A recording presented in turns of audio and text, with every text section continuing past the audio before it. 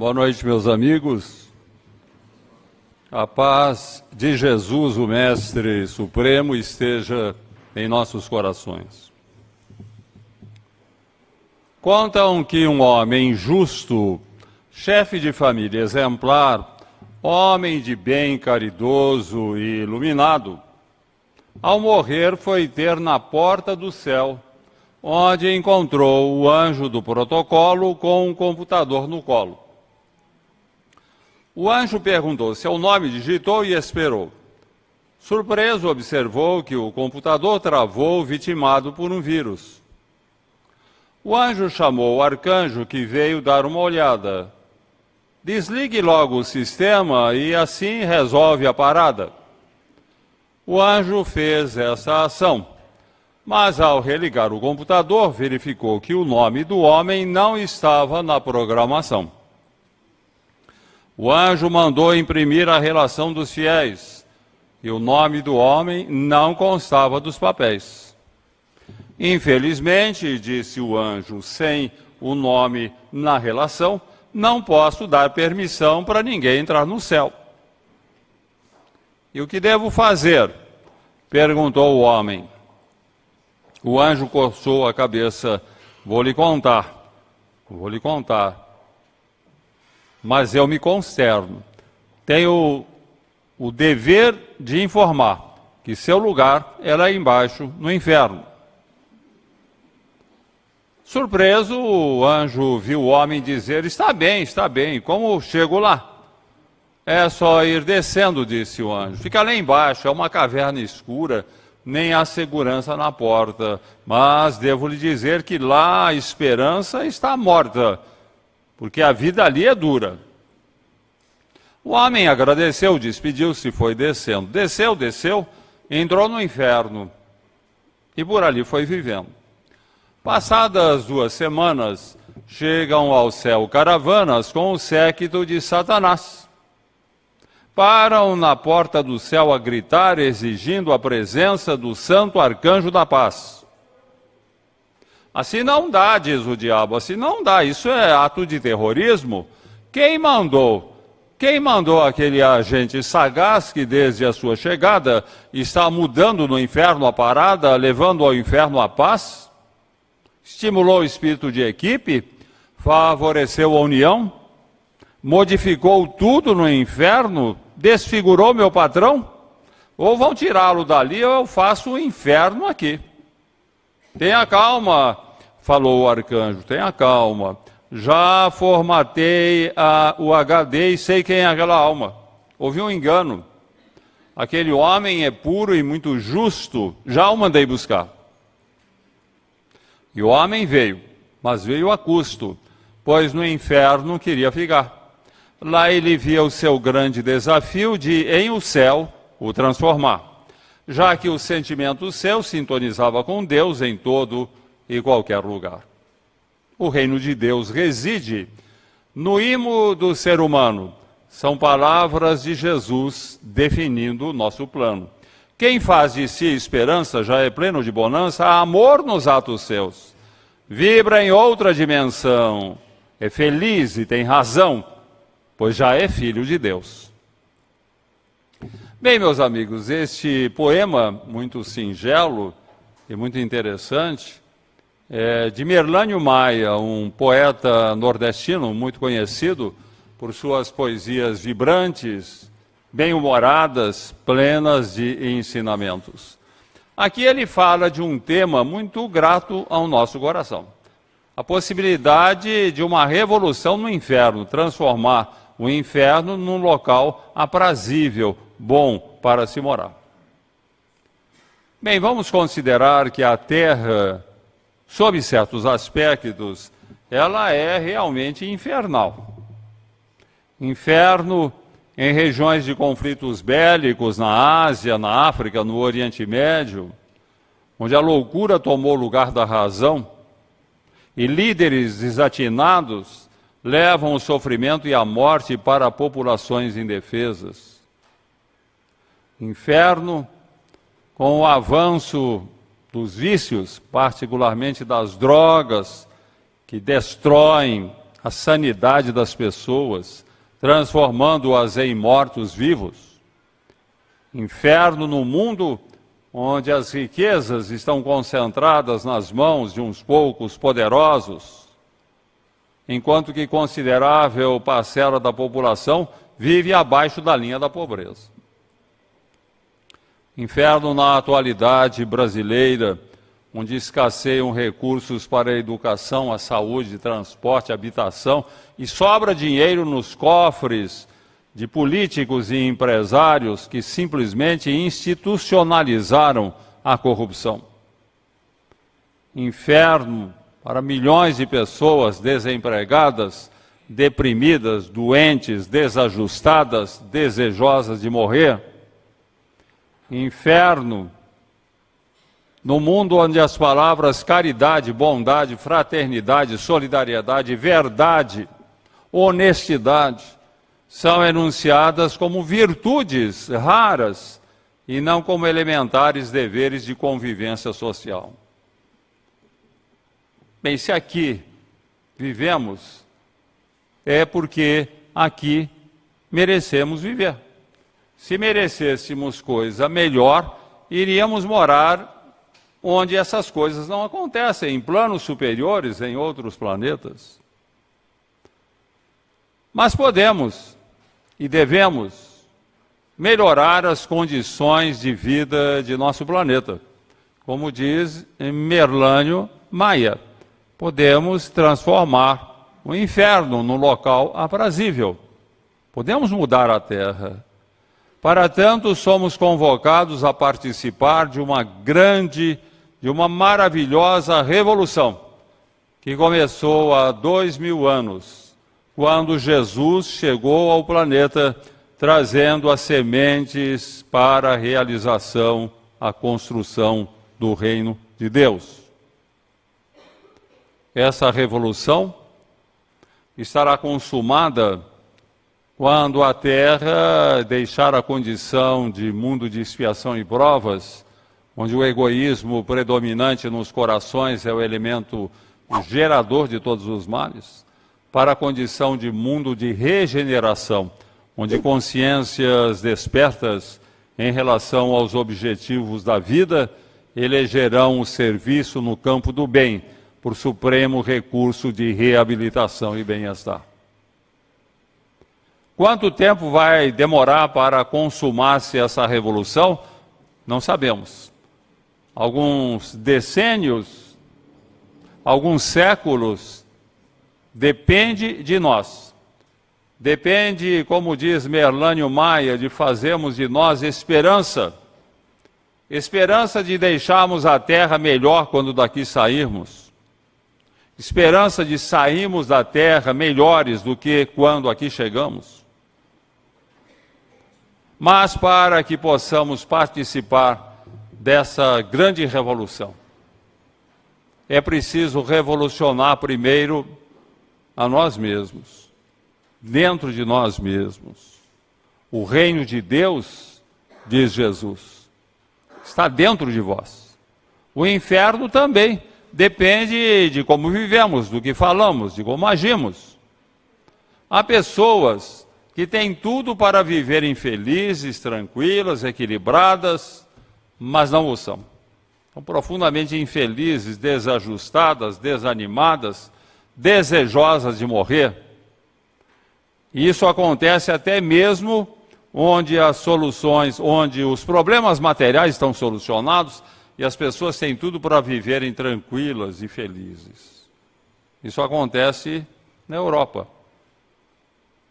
A pedido de nossos confrades espíritas europeus, meu livro Suicídio, Tudo o que Você Precisa Saber, foi traduzido para o inglês, o francês, o italiano, o espanhol, finlandês, polonês e russo.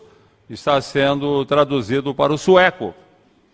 Porque os índices de suicídio, justamente nesses países, onde já há solução para os problemas materiais, onde as pessoas poderiam viver bem, não vivem bem e pensam até em se matar, porque não fazem uso das sementes do reino, não aprenderam ainda a cultivar o reino. E as pessoas precisam saber que o suicídio não é a solução para os problemas humanos. Isso está bem claro na doutrina espírita.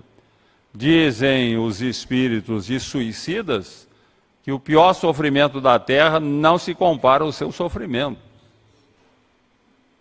Chico Xavier dizia que o suicida levará 200 anos para se recompor, para consertar os estragos que faz na sua biografia espiritual, os estragos que faz no seu corpo espiritual. Com o Espiritismo vamos aprendendo, e é isso que querem ensinar aos europeus, os nossos confrades, vamos aprendendo que é melhor enfrentar os problemas da Terra, confiantes em Deus, procurando fazer o melhor, cultivando as sementes do reino, considerando algo fundamental. A felicidade não é uma estação na viagem da vida.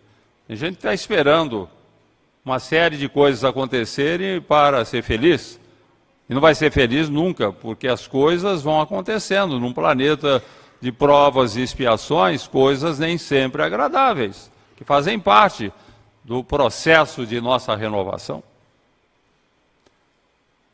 A nossa felicidade não está subordinada à satisfação de nossos desejos diante da vida, e sim ao desejo de compreendermos o que a vida espera de nós.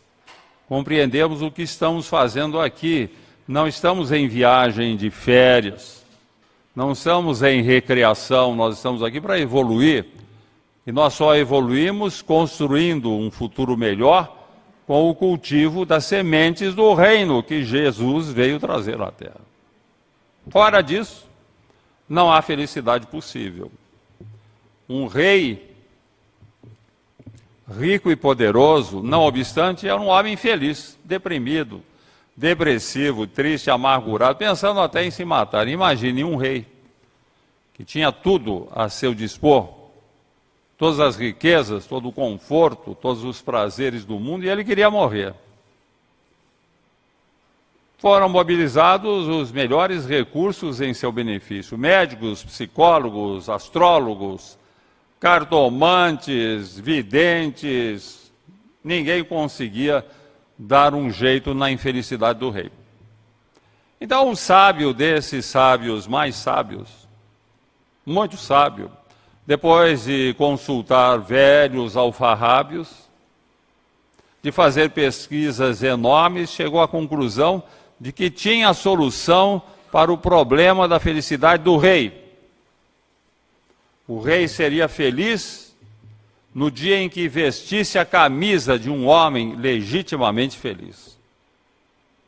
Então os emissários do rei partiram, percorrendo o reino, procurando em todos os recantos o raro exemplar do homem verdadeiramente feliz, que pudesse emprestar a sua camisa ao rei, para que o rei ficasse feliz também. Não foi fácil. É difícil encontrar o homem perfeitamente feliz. Mas depois de muito pesquisarem e de muito viajarem entre cidades e vales, rios e montanhas, por todo lugar, finalmente, bem longe, encontraram o raro exemplar do homem verdadeiramente feliz. Agora sim, o rei poderia ficar feliz também vestindo a camisa do homem feliz. Mas o homem verdadeiramente feliz não pôde ajudar o rei, porque ele era muito pobre mesmo, tão pobre que ele não tinha camisa para emprestar ao rei. No Sermão da Montanha, quando trata das bem-aventuranças, Jesus nos dá uma orientação para conquistarmos o reino de Deus, para fazermos germinar as sementes do reino, para encontrarmos a felicidade. É quando ele diz: bem-aventurados os humildes, porque deles é o reino dos céus. Está aí a chave para ganharmos o reino dos céus, para fazermos germinar as sementes do reino. Humildade. Bem-aventurados os humildes, dele é o reino dos céus. Na Idade Média, confundia-se humildade com pobreza. Bem-aventurados os pobres, dele será o reino dos céus. Negativo. A humildade não tem nada a ver com o dinheiro. O dinheiro é neutro. Com ele podemos comprar o agasalho, o alimento para a criança ou a arma para o bandido. Ele é neutro. Encontramos ricos, humildes, pobres, orgulhosos e vice-versa. Sendo uma realização interior e não uma conquista exterior, a humildade é uma questão de encararmos a vida, de compreendermos o que estamos fazendo aqui. E, sobretudo, reconhecermos a presença de Deus no universo, o Criador Supremo, o nosso Pai revelado por Jesus, ao qual devemos respeito na obra da criação.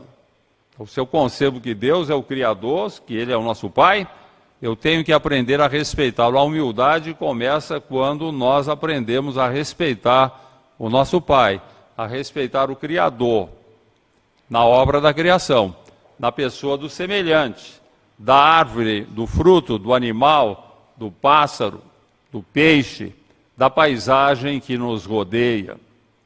Este respeito pela natureza está na base dos movimentos ecológicos da atualidade, que pregam a nossa harmonização com a natureza para que possamos viver bem.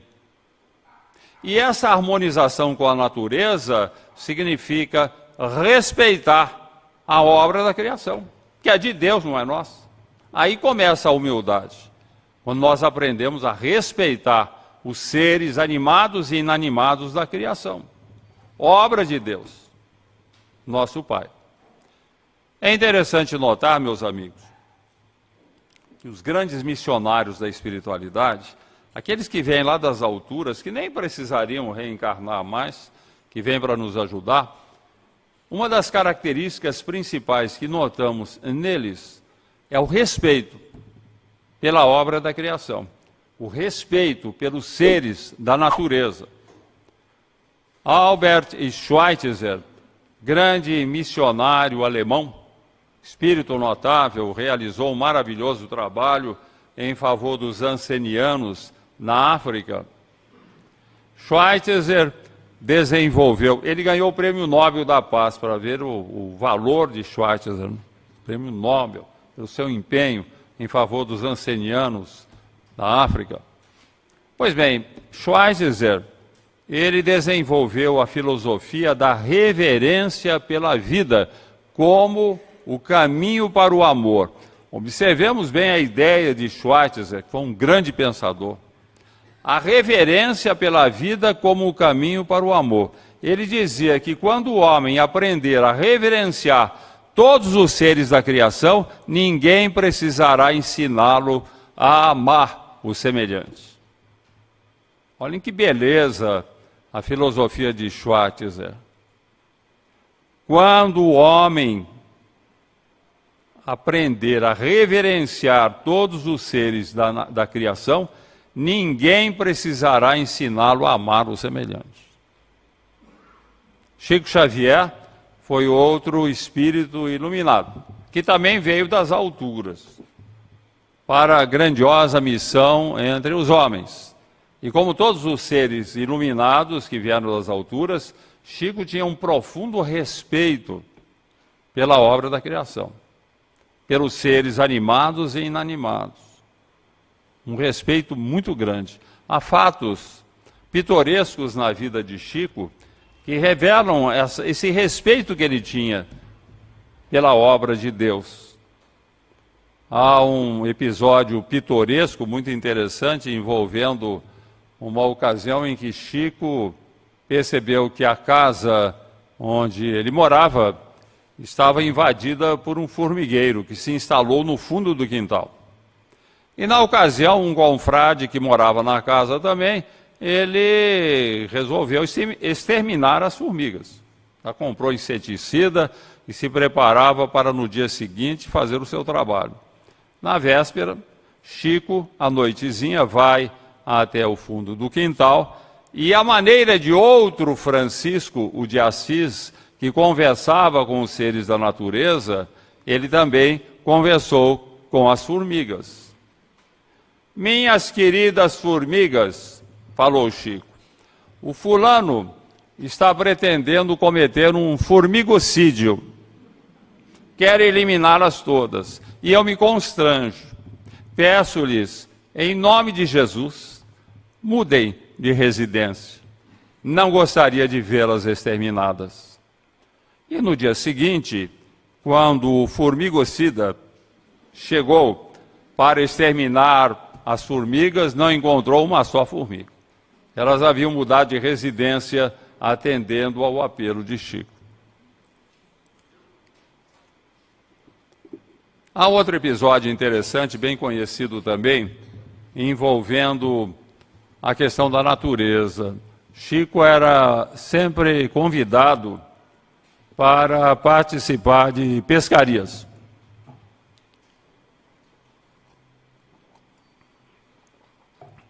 E ele sempre recusava. Mas um dia os confrades insistiram tanto que ele foi. Passou a tarde toda à beira do rio, não pescou um único peixe, enquanto que os companheiros pescaram um monte de peixe. E daí, à tardezinha, perguntaram para o Chico, Chico, o que houve? Algum fenômeno mediúnico? Pescamos tantos peixes, você não pescou nada? O que aconteceu? E Chico explicou, não houve nada de mediúnico, não, é que eu não coloquei a minhoca no anzol. Ele recusava-se a matar uma minhoca, recusava-se a matar um peixe. Alguém vai dizer, mas se nós levarmos às últimas consequências esse respeito pela natureza, vamos ser exterminados. A raça humana será exterminada por insetos nocivos, como a Aedes aegypti, por animais peçonhentos, cobras, lagartos, por animais ferozes, poderão acabar com o gênero humano. Mas aqui, meus amigos, eu lembro uma expressão muito feliz de outro grande mensageiro que veio da espiritualidade maior para uma grandiosa missão na Terra, foi Mahatma Gandhi. Gandhi dizia o seguinte, se um homem atingir a plenitude do amor, ele será capaz de neutralizar o ódio de milhões. E é interessante que foi assim que ele conduziu o povo hindu para se liberar da Inglaterra, cultivando o amor. A história é muito bonita.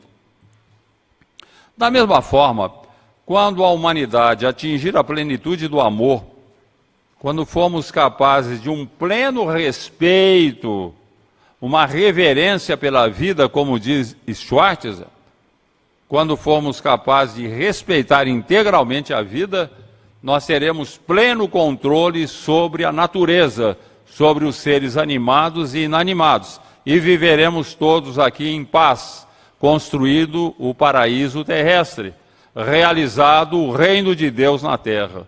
Depende sempre da humanidade. Mas alguém iria perguntar por que a humildade é necessária para o cultivo das sementes do reino? Por que a humildade? É que essa realização sublime, esse cultivo das sementes do reino, pede liberdade. E somente o homem humilde é livre, verdadeiramente livre. Todos nós temos aspirações relacionadas com a nossa vida, coisa natural no ser humano. Queremos ter uma formação profissional, ter uma profissão, ter um bom emprego, um bom negócio, queremos ter uma família, cônjuge, filhos, queremos ter uma boa casa para morar, confortável, um bom automóvel. São coisas que motivam as nossas ações. Tranquilo, não há problema nenhum. Mas o problema surge, e com muita frequência, quando as pessoas se apegam, se envolvem demasiadamente à procura de realização material. Daí o cidadão perde a liberdade, daí sem liberdade ele não pode cultivar as sementes do reino. Ele perde a humildade. um cidadão resolve montar um negócio. E ele estuda bem, se prepara, monta com todo cuidado aquele negócio. Trabalha bem, o negócio vai bem, dá dinheiro, ele prospera, resolve montar um segundo negócio, monta um segundo negócio, muito bem feito, prospera, ganha dinheiro, e um terceiro negócio, depois um quarto, e um quinto, e um sexto, e uma dezena de negócios, e muitos negócios, e ele fica rico, milionário, mas perde a liberdade. Ele se torna escravo da sua fortuna. Porque agora tudo nele gira em torno dos negócios, a possibilidade de ganhar mais dinheiro, ou de preservar o dinheiro, o patrimônio que tem, daí não dá, ele perde a liberdade. Ele não é dono do dinheiro, o dinheiro o escraviza. E daí ele não pode cultivar as sementes do reino. O homem humilde, ele também tem essas aspirações, como eu falei. Mas ele vai até certos limites, ele sabe que não está na terra para ganhar dinheiro, está aqui para evoluir, para se harmonizar com a natureza, para se harmonizar com Deus. Ele não vai perder tempo querendo ganhar dinheiro simplesmente. Porque as pessoas perdem muito tempo para ficarem ricas, e não dá certo. Se não cultivar as sementes do reino, a riqueza não vale de nada. Está cheio de rico aí infeliz, como era aquele rei todo-poderoso que era infeliz, porque ele não cultivava as sementes do reino. Um turista estava à beira-mar, passando férias no hotel, e ele observava todo dia pela manhã, havia um pescador, e pescava 2 peixes à beira-mar e ia embora. No dia seguinte, ele vinha, pescava mais 2 peixes e ia embora. E um dia o turista não se conteve, se aproximou lá do pescador, conversou com ele, se apresentou, bateram um papo, e lá, pelas tantas, ele perguntou: escute, eu vejo que o senhor vem todas as manhãs e pesca 2 peixes. É isso mesmo. Por que não pesca um pouco mais? Para quê? Pescando um pouco mais vai sobrar dinheiro, poderá comprar apetrechos de pesca. Para quê? Pescará mais peixes. Para quê? Venderá mais peixes, ganhará mais dinheiro, poderá comprar um barco de pesca. Para quê? Para pescar mais peixes, meu amigo. Pescará mais, contratará funcionários, ampliará o negócio. Para quê? Para multiplicar o dinheiro, ficar rico, desenvolver as suas possibilidades financeiras. Para quê? Ficando rico, finalmente, o senhor poderá descansar, não terá preocupação com o futuro, poderá fazer aquilo que gosta de fazer. Daí o pescador virou para ele e falou: meu amigo, então não é preciso nada disso, porque o que eu gosto mesmo é de pescar 2 peixes por dia.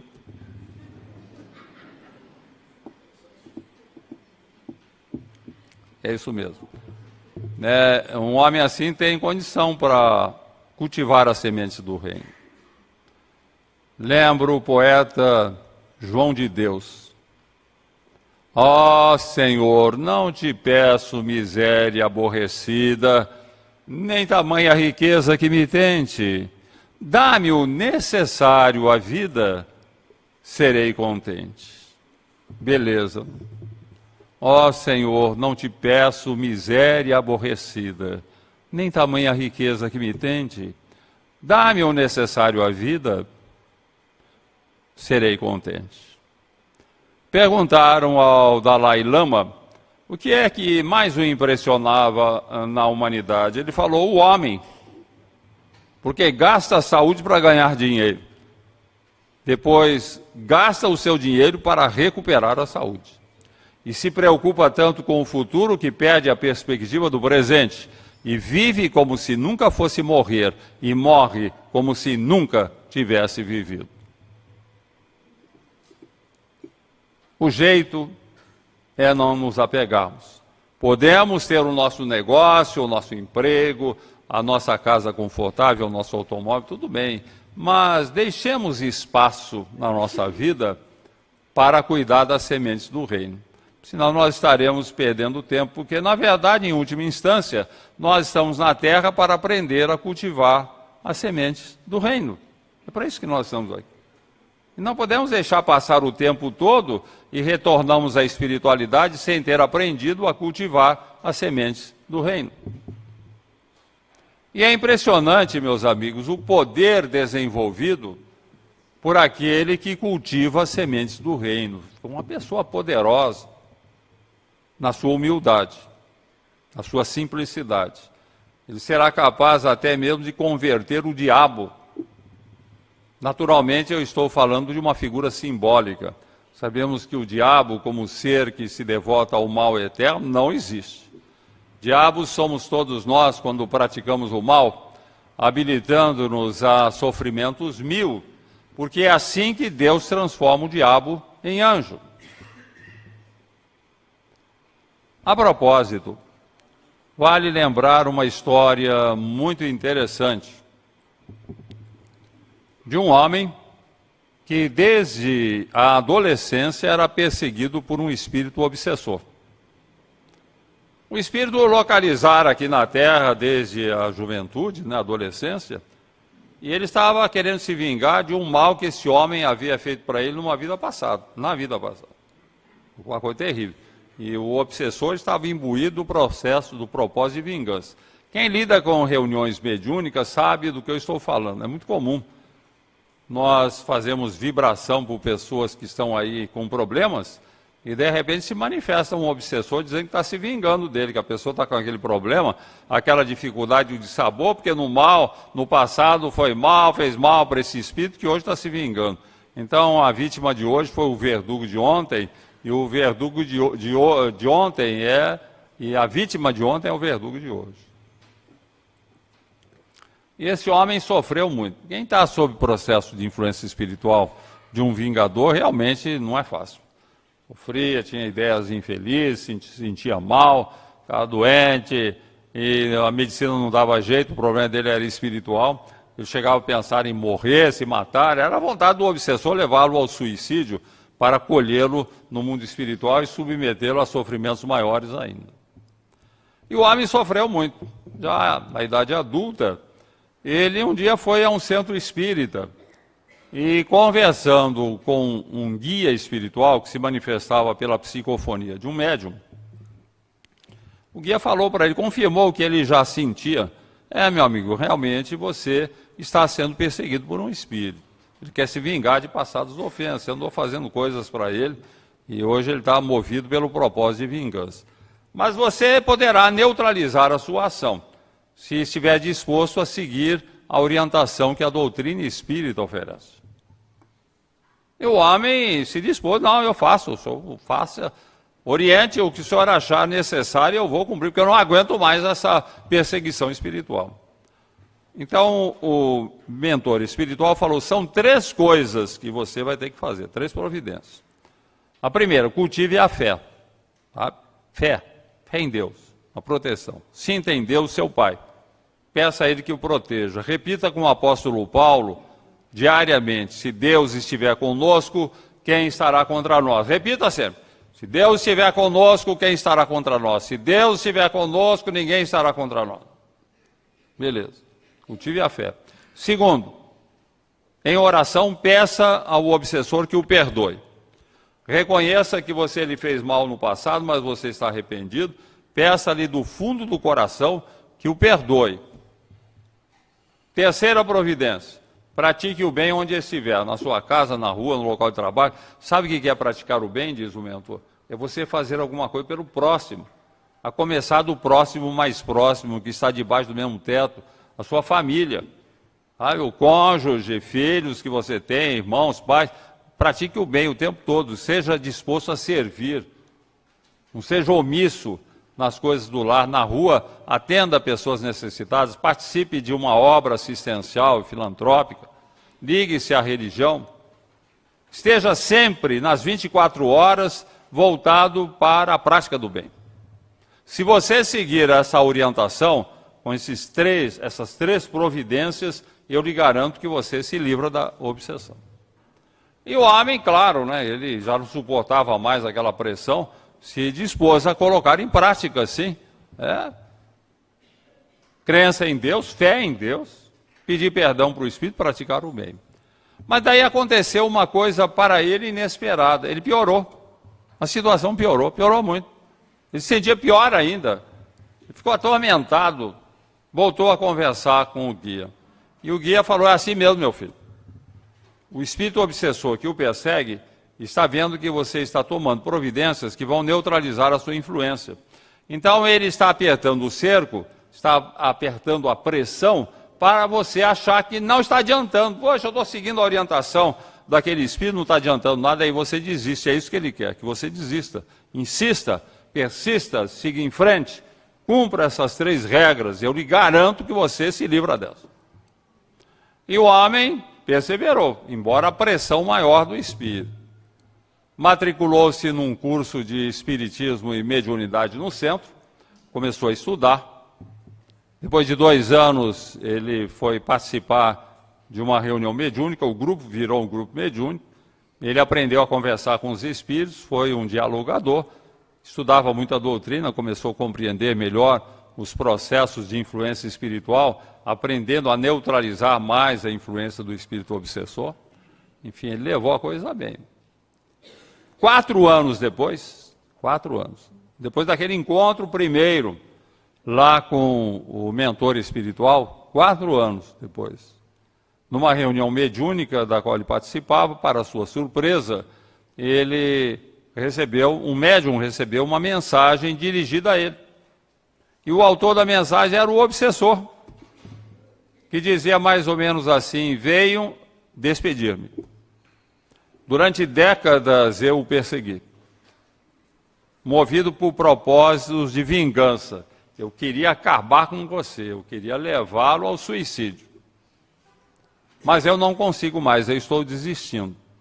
Porque eu não consigo continuar a perseguir, a agredir alguém que no passado me fez muito mal, foi muito mal.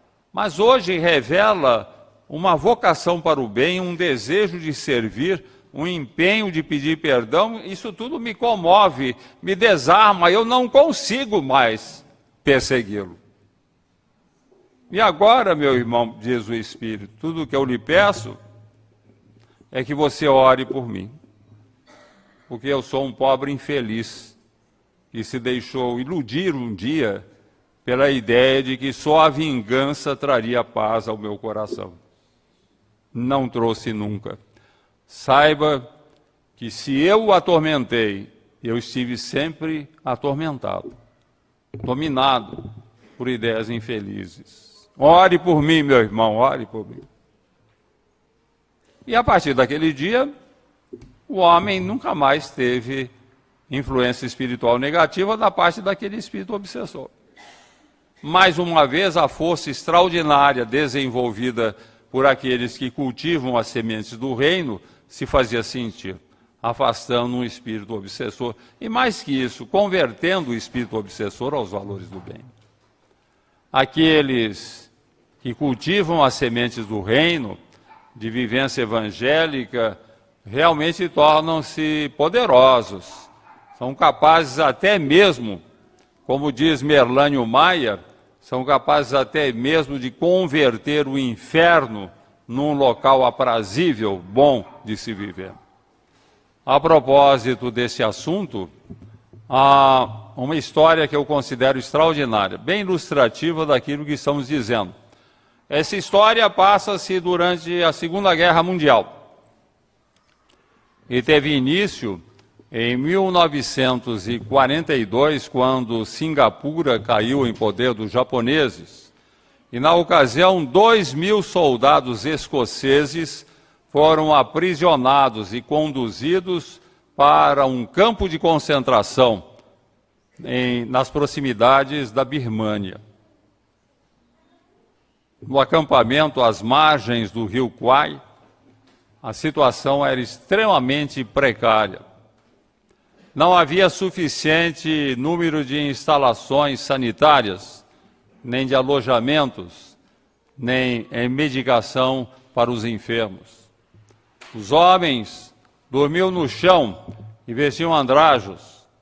A única refeição diária era uma parca ração de arroz, e era isso que eles tinham para comer. Quase todos foram convocados a participar da construção de uma estrada de ferro japonesa, labutando do amanhecer ao crepúsculo, eram obrigados a abrir caminho entre selvas e montanhas, construindo o leito da estrada com terra carregada cesto a cesto. Trabalhavam de cabeça descoberta e pés descalços, em meio ao calor sufocante. Em breves semanas, homens fortes e robustos estavam reduzidos a pele e osso. Muitos foram acometidos de chagas das selvas, doença de cunho insidioso que provoca feridas que comem a carne até os ossos. Não raro a vítima das chagas das selvas era obrigada a amputar o braço ou a perna atacados. A doença nem sempre era motivo para liberar os prisioneiros do trabalho estafante. Não raro, doentes, ardendo em febre, cambaleantes, dirigiam-se ao trecho de estrada a ser construído. Alguns caíam no solo, exaustos, e ali ficavam até a tardezinha, quando os companheiros os reconduziam ao acampamento. A doença nem sempre era motivo para liberar os prisioneiros do trabalho. Não raro, eles enfrentavam situações verdadeiramente difíceis. Os prisioneiros submetidos, ou que havia suspeita de que estivessem fingindo doença, eram amarrados às árvores e espancados barbaramente. Depois ali deixados nus, expostos ao sol tropical, ao calor e aos insetos. A situação era realmente terrível. Dificilmente aqueles homens haveriam de resistir àquele flagelício. Em 1942, no Natal, meses depois de estarem presos, eles tinham na cerimônia de celebração do Natal, no acampamento, a oportunidade de ardentes orações. Mãos postas, regadas a lágrimas, suplicavam a Deus que os libertasse. Não suportavam mais aquele sofrimento.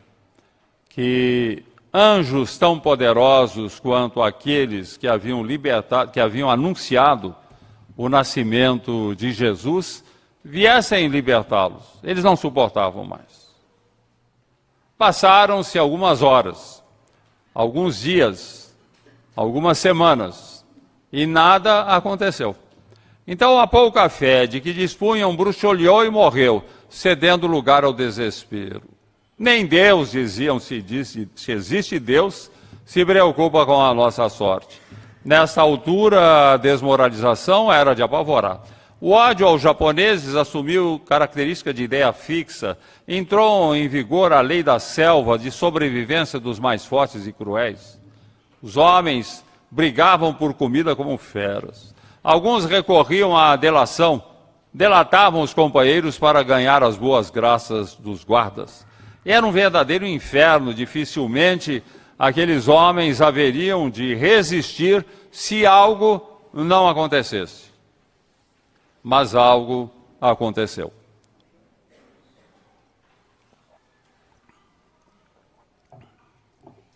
Começou com alguns grupos de soldados. Entre os líderes estavam os cabos Miller e Moore. Miller protestante, Moore católico. Nenhum dos dois viu chegar o final da guerra. Miller morreu num navio de desinteria, num navio japonês, que o levava juntamente com outros prisioneiros para o Japão. Moore foi literalmente crucificado por um oficial japonês que lhe devotava ódio extremado, incapaz de reconhecer o seu radioso espírito, disposto a sofrer todas as torturas. A esses homens maravilhosos devemos uma das mais notáveis transformações já operadas num agrupamento humano. Inteiramente dedicados a socorrer os feridos, aqueles dois homens despertaram nos prisioneiros sob seus cuidados a ideia de que aqueles dois homens tinham alguma coisa que faltava aos demais no acampamento. Algo que os animava, que os sustentava, que lhes dava coragem de continuar no inferno. Algo que não poderia ser retirado de seus espíritos, ainda que os espancassem e os matassem a pontapés. Esse algo de fundamental, que orientava e sustentava os dois cabos, era o cultivo das sementes do Evangelho. O cultivo das sementes do reino, voltados para a solidariedade, que é a característica das sementes. A solidariedade é a flor mais bela, o fruto mais saboroso que nós encontramos no cultivo das sementes do reino. E eles estavam imbuídos do propósito de cuidar do próximo, de cuidar dos feridos, porque eles haviam conquistado a solidariedade. E eis que os prisioneiros daqueles campos do inferno, às margens do rio Kwai, começaram a perceber que deveriam desenvolver também essa força. Deveriam, ao mesmo tempo, ser seus beneficiários e portadores, ou jamais poderiam sobreviver naquelas agruras. E o cabo Miller, procurando orientar os companheiros nessa busca, dizia-lhes que era tudo uma questão muito simples. Apenas havia necessidade de colocar em prática uma orientação de um poeta, um pequeno poema muito interessante, que dizia assim: procurei minha alma, mas não a pude encontrar. Procurei o Senhor meu Deus, e o Senhor meu Deus manteve-se afastado de mim. Procurei o próximo, e encontrei os três.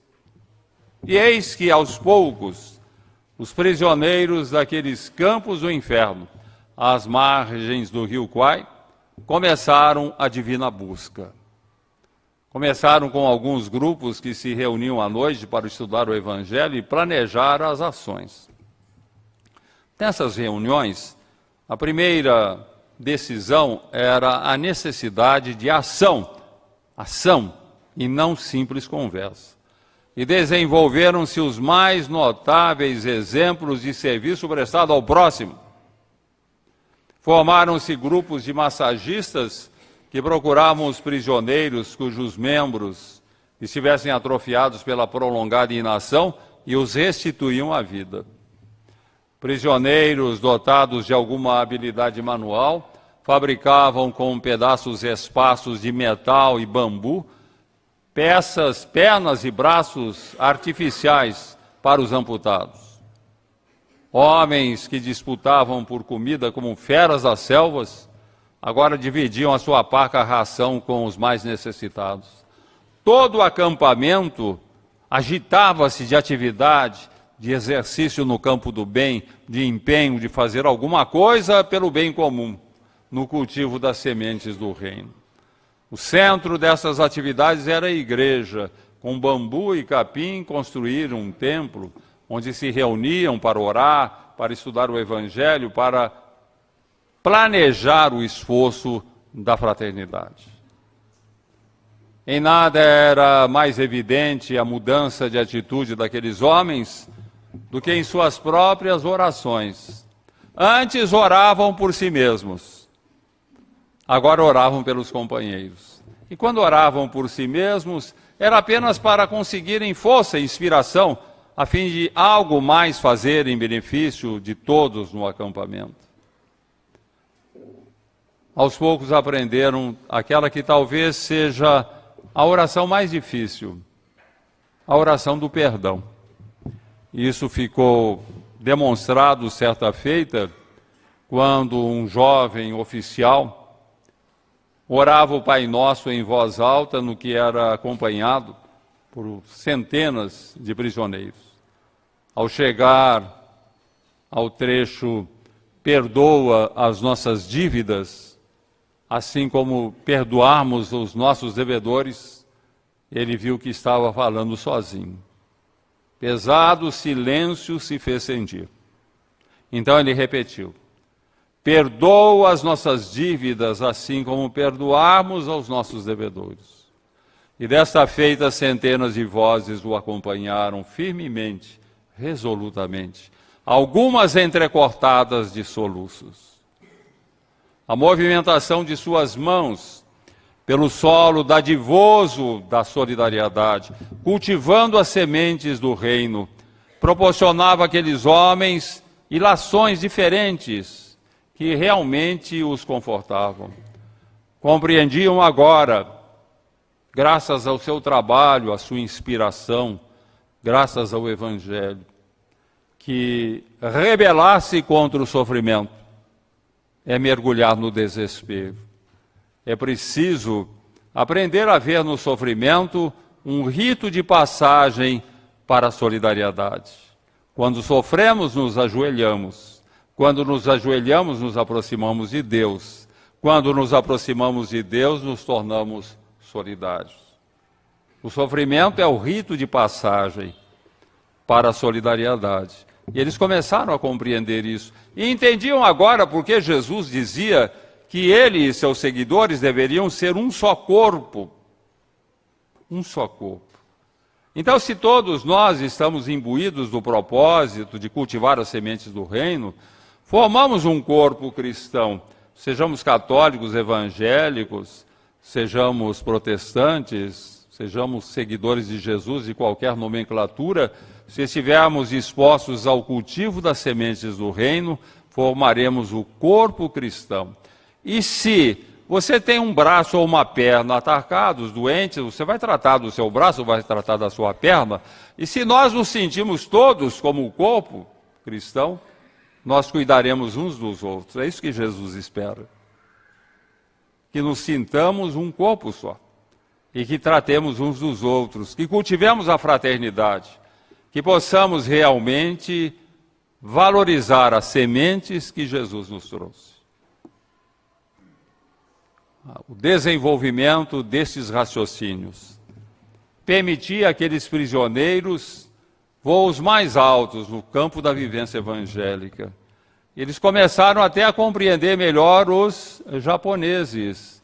Começaram a perceber que o mal nos japoneses era uma doença de seus espíritos. Eles estavam doentes. E a compreensão seguiu-se à compaixão.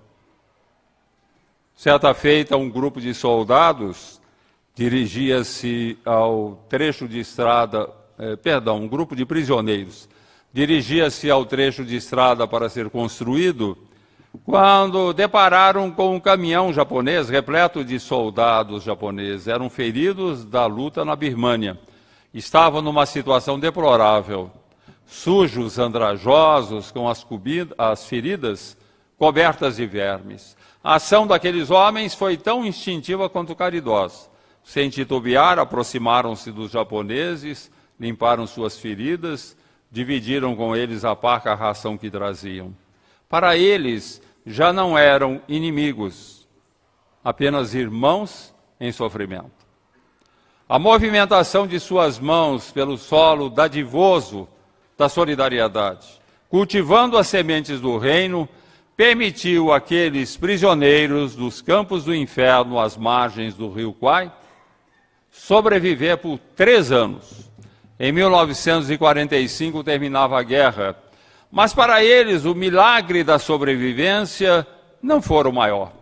O grande milagre, o verdadeiro milagre, foi o fato de haverem encontrado um sentido para a vida enquanto construíam a ferrovia da morte. Uma vida com significado e objetivo, uma vida estranhamente sensata em meio ao mundo que enlouquecera. E era nisso que pensavam no culto de ação de graças pelo fim da guerra. Quando lembraram, ainda de mãos postas, orando, lembraram daquele Natal, em 1942, quando oraram também, de mãos postas, regadas a lágrimas, implorando a Deus pela liberdade. Sabiam agora que Deus não os deixara sem resposta. oferecendo-lhes algo muito mais importante do que a liberdade para o corpo. Oferecia-lhes a liberdade para a alma, livrar a alma de suas imperfeições, de seu egoísmo, de seus sentimentos negativos, através do cultivo legítimo das sementes do reino. Era essa a liberdade que valia, não a liberdade para o corpo. Estavam realmente ansiosos por transmitir a todos as suas descobertas. E a partir de então, entre os ex-alunos daqueles campos do inferno às margens do rio Kwai, surgiram médicos, professores, advogados, engenheiros, operários, apreciadores de arte, que ao encontrarem pessoas atormentadas, infelizes, a questionar de onde vim, o que faço na terra, como dar um sentido para a minha vida, Deus existe realmente? Dão em resposta o pequeno poema do poeta anônimo do Cabo Miller, dizendo: procurei minha alma,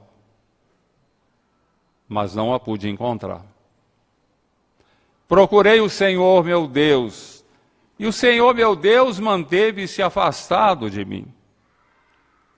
Procurei o próximo e encontrei os três. Abençoado Evangelho, que nos oferece as sementes do reino, para construirmos a felicidade em nossos corações, para que ela se expanda ao redor de nossos passos. Abençoada a doutrina espírita, que ilumina os valores do Evangelho, convencendo-nos de como é importante cultivar as sementes do reino. E queremos render o nosso culto de homenagem a Jesus,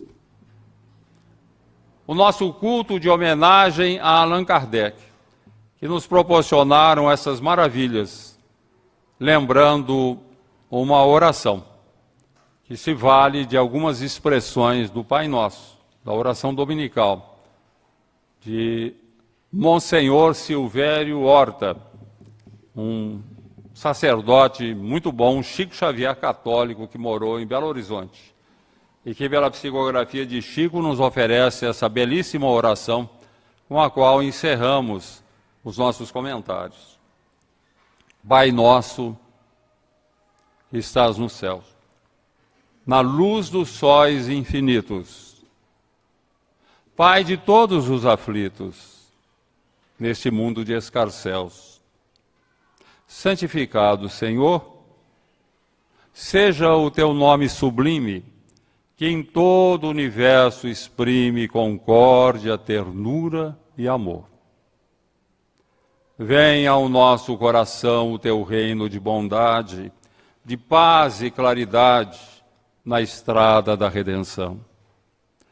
Cumpra-se o teu mandamento, que não vacila nem erra, no céu como em toda a terra, de luta e sofrimento.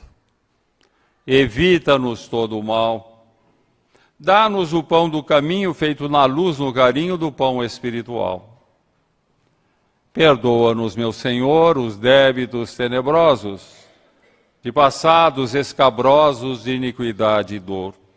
Auxilia-nos também nos sentimentos cristãos, a amar nossos irmãos que vivem longe do bem. Com a proteção de Jesus, livra a nossa alma do erro, neste mundo de desterro distante da vossa luz.